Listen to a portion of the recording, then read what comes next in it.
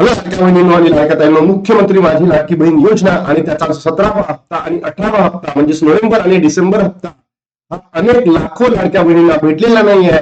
त्याच्या माध्यमातून अनेक प्रश्नचिन्ह उपस्थित झाले होते. सोबतच 19वा हप्ता कधी भेटणार आहे याची तारीख सुद्धा आलेली आहे का, सगळं या व्हिडिओच्या माध्यमातून तुम्हाला सांगणार आहे. हेल्पलाईन नंबर जो आताच 2 दिवसा पहिले आदिती तटकरे मॅमनी त्यांच्या फेसबुक हँडलला पोस्ट केला होता 818 हा पूर्णपणे कोलमडला आहे.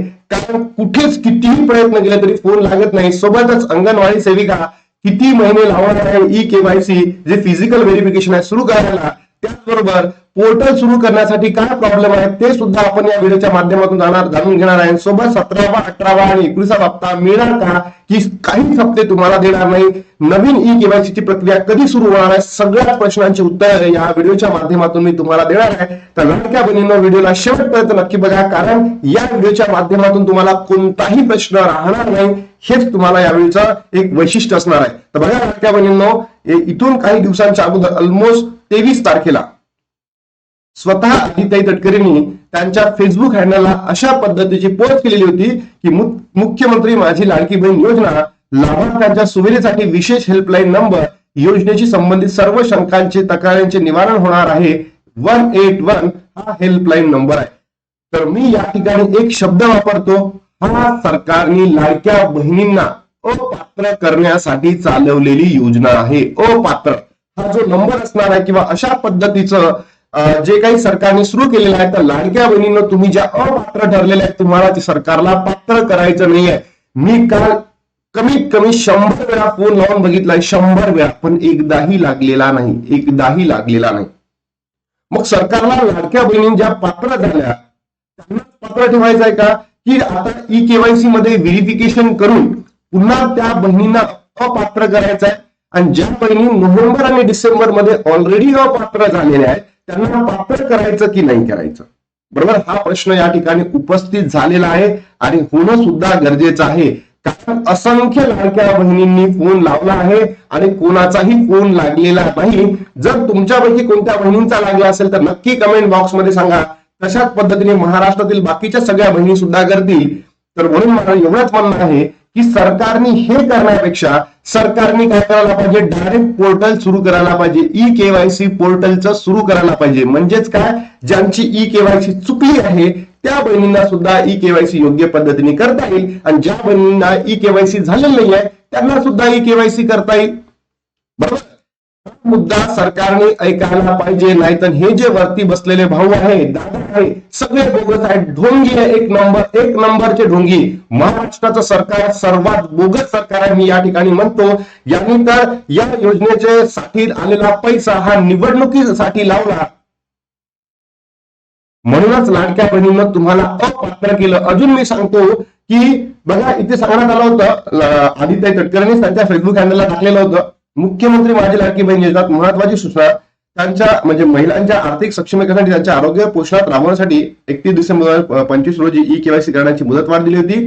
पण ई केवायसी करताना चुकीचा पर्याय निवडण्याची बाब निदर्शनास आली आहे. म्हणूनच योजनेच्या निकषासमोर लाभार्थी महिलांची क्षेत्रीय स्तरावर अंगणवाडी सेविकांमार्फत प्रत्यक्ष पडताळणी फिजिकल व्हेरिफिकेशन करण्याच्या सूचना राज्यातील सर्व जिल्हा अधिकाऱ्यांना देण्यात आलेल्या आहेत.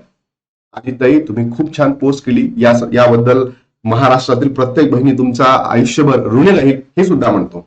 पण आदितीताई, तुम्हीच आम्हाला सांगा की जेव्हा जून महिन्यामध्ये तुम्ही 27 लाख बहिणी अपात्र केल्या, त्याच्यामध्ये तुम्ही सांगितलं की आम्हाला फिजिकल व्हेरिफिकेशनला 3 महिने लागले, जून, जुलै, ऑगस्ट 3 महिने लागले.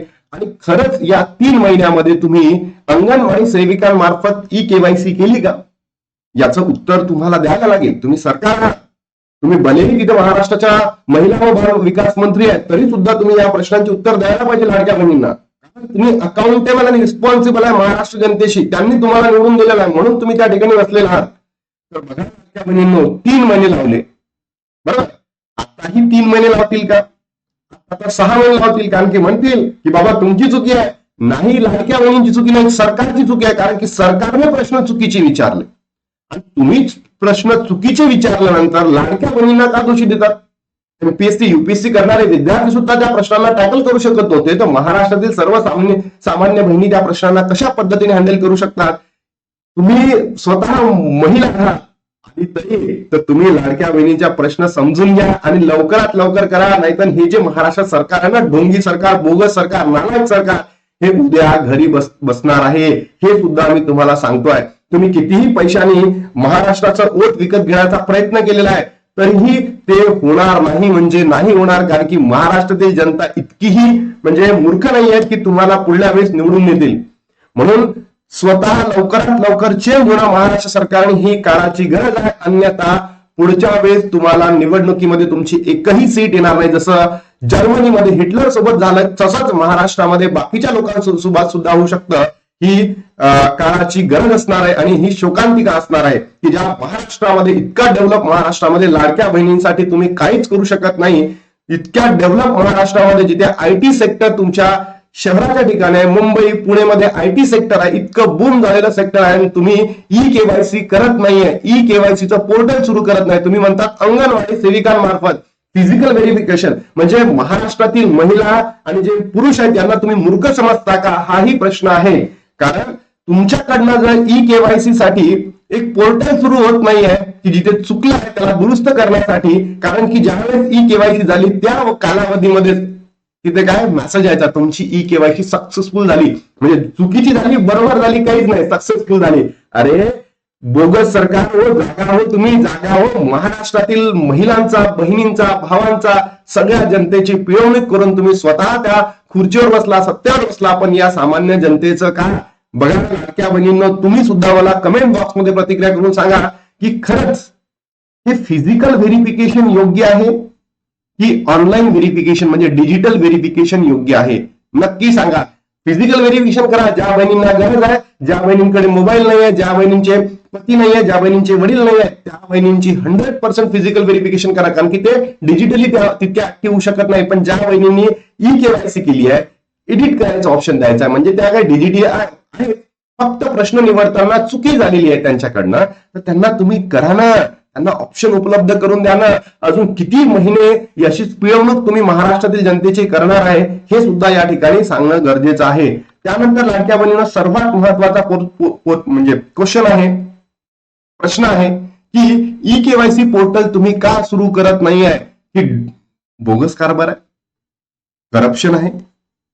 बरोबर, तुम्हाला करप्शन करता येणार नाही, तुम्हाला लाडक्या बहिणींना अपात्र करता येणार नाही. कारण आता तुम्ही जर ई केवायसी डिजिटल म्हणजे पोर्टलच्या माध्यमातून सुरू केली तर सगळ्याच बहिणी पात्र ठरतील ना. कारण की ई केवायसी आहे तर तुम्हाला कोणालाही म्हणता येणार नाही की बाबा तुमची ई केवायसी भेटली नाही, तुमचा ऍड्रेस भेटला नाही, तुम्ही भेटला नाही, असं नाही, तसं नाही, अमुक नाही, ढमुक नाही, असं काहीतरी आहे का ते सांगा.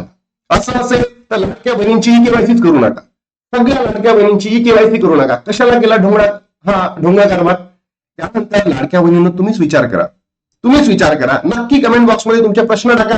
कारण हे व्हिडिओ महाराष्ट्रातील प्रत्येक मंत्री बघतोय आणि इतका टीका करणारा महाराष्ट्रातील एकमेव तुमचा भाऊ असेल की तुमच्या मागण्यांसाठी लढतो आहे, आंदोलन करतोय आणि आरटीआय करतोय. म्हणून महाराष्ट्रातील प्रत्येक बहिणींपर्यंत या व्हिडिओला पोहोचवणं आता माझं नाही, आता तुमचं काम आहे लाडक्या बहिणींनो. जर आपण आंदोलन आणि आरटीआयच्या माध्यमातून हे करू शकलो नाही तर बघा लाडक्या बहिणींनो, तुमचा लाभ असाही बंद होणार आहे आणि असाही बंद झालेला आहे. फक्त आपल्याकडे हे दोनच शस्त्र आहे, आंदोलन आणि आरटीआय. कारण सरकार याला अकाउंटेबल आणि रिस्पॉन्सिबल आहे म्हणजे आहे आणि हे करायलाच पाहिजे. बरोबर, तुम्हाला लक्षात आलं की फिजिकल व्हेरिफिकेशन डिफिकल्ट जातं आणि आपल्याला काय म्हणतो लाडक्या बहिणींनो, जे व्हेरिफिकेशन सध्या होत आहे डिजिटल वाला पोर्टलच्या माध्यमातून, बरोबर, म्हणजे सध्या झालं नाही, झालेलं आहे, आता बंद आहे. तर हे करणं किती सोपं आहे. कारण चुकलेल्या बहिणींसाठी आहे ना, ज्यांची ई केवायसी चुकली त्यांच्यासाठी आहे ना, ज्यांची चुकली नाही त्यांच्यासाठी नाहीच आहे. बरोबर ना. म्हणून त्यानंतर आता जानेवारीचा हप्ता आला. येस, जानेवारीच्या हप्त्याबद्दल एक छोटीशी अपडेट आली आहे लाडक्या बहिणींना. खुशखबर, लाडक्या बहिणींना जानेवारीचा हप्ता कधी मिळणार याची महत्वाची अपडेट समोर आलेली आहे. तर बघा, जानेवारी महिना आता संपत आलेला आहे. 19व्या हप्त्याची तुम्ही वाट बघत आहे आणि तुम्ही जर बघितलं 7 फेब्रुवारी रोजी निकाल आहे, 5 फेब्रुवारीला मतदान होणार आहे. तर मला असं वाटतं लाडक्या बहिणींनो की आपल्या महाराष्ट्रामध्ये 5 फेब्रुवारीच्या आत जानेवारीचा हप्ता तुम्हाला तुमच्या अकाउंटला क्रेडिट होऊ शकतो असं मला वाटतं. पण मला हेच म्हणायचं आहे, काही अगोदर लाडक्या बहिणीचा जो लाभ बंद झाला, या लाभाला सरकारने सुरू करावं. म्हणजे जी हेल्पलाईन कोल मंडली आहे, टोल नंबर 181 हा पूर्णपणे बंद झालेला आहे, काहीच चालूच नाही त्याच्यामध्ये. त्यानंतर अंगणवाडी सेविका किती महिने लावणार आहे हा प्रश्न महाराष्ट्रातील प्रत्येक बहिणींपर्यंत आहे. पोर्टल सुरू करण्यासाठी काय प्रॉब्लेम आहे? हे सरकार बोगस आहे, ढोंगी आहे, नालायक सरकार आहे. कारण बघा, फिजिकल व्हेरिफिकेशन करतो म्हणते. कोणतं व्हेरिफिकेशन? Physical verification. अरे फिजिकलची गरजच नाही ना, सगळ्या बहिणी ऑलरेडी ही केवायसी झाली आहे डिजिटली, बरोबर. तिथे प्रश्न चुकला, तिथे एडिटचं ऑप्शन द्या. होईच्या जागी नाही करतील, नाहीच्या जागी होय करतील, संपलं काम. का करत नाहीये? कारण की तुम्हाला पात्रच करायचं नाहीये. आणि आता मी सांगतो ना, ज्या बहिणींना 17वा हप्ता भेटला, 18वा भेटला, त्या बहिणींना 19वा भेटणार नाहीये. कारण तुमची ई केवायसी झाली आहे आणि तुमची आता काय केलं जाईल? निकष तपासले जाईल. खरंच तुम्ही बसता की नाही, तुमचाही बंद होईल. आणि 17वा 18 19 मिळणार का? यस, मिळणार म्हणजे मिळणार. आणि आपण त्यासाठी लाडक्या बहिणींनो जीवाचा आकांत करू, पण सरकारला लाभ मागू म्हणजे मागू. आणि हेच आपल्याला तुमच्या माध्यमातून मिळणार आहे आणि लाडक्या बहिणींनो होणार आहे. ई केवायसीची नवीन प्रक्रिया कधी सुरू होतो याकडे सुद्धा आपलं लक्ष लागलेलं आहे. म्हणून लाडक्या बहिणींनो आंदोलन बंद करू नका. आरटीआय मी बंद करणार नाही. हा वीक मध्ये वेट करणार आहे रिस्पॉन्सचा, नाही तर लगेच दुसरा आरटीआय टाकणार आहे. आणि जर असं नाही झालं तर आपण डायरेक्टली वेगळ्या ठिकाणी अपील करू शकतो लाडक्या बहिणींनो. आणि मी लॉयर आहे, तुम्हाला सांगितलं, आणि आपण मागे येणार नाही. आता कोणी दादा येऊ पुढे का आता दादी येऊ, आपण मागे येणार नाही, फक्त लाडक्या बहिणींच्या हक्कांसाठी. म्हणून तुम्हाला म्हणतो, महाराष्ट्रातील तमाम बहिणींपर्यंत व्हिडिओला पोहोचवा, जेणेकरून मला सुद्धा इतकं सबूत मिळेल, मला सुद्धा एव्हिडन्सेस मिळेल. कमेंट करा लाडक्या बहिणींनो, तुम्हाला पैसे भेटले की नाही भेटले. आणि ज्या बहिणींना 19वा हप्ता पाहिजे असेल त्या बहिणींनी सुद्धा नक्की कमेंट बॉक्समध्ये कमेंट करा की आम्हाला पहिले पैसे हप्ते भेटले, आता भेटणार की नाही माहिती नाही. तर लाडक्या बहिणींनो, एवढीच अपेक्षा आहे तुमच्याकडनं की तुम्ही तुमचं स्टेटस व्हॉट्सअपला, फेसबुकला सगळीकडे ठेवाल, सगळ्या ग्रुप्समध्ये पाठवाल आणि या व्हिडिओला खाली कमेंट कराल.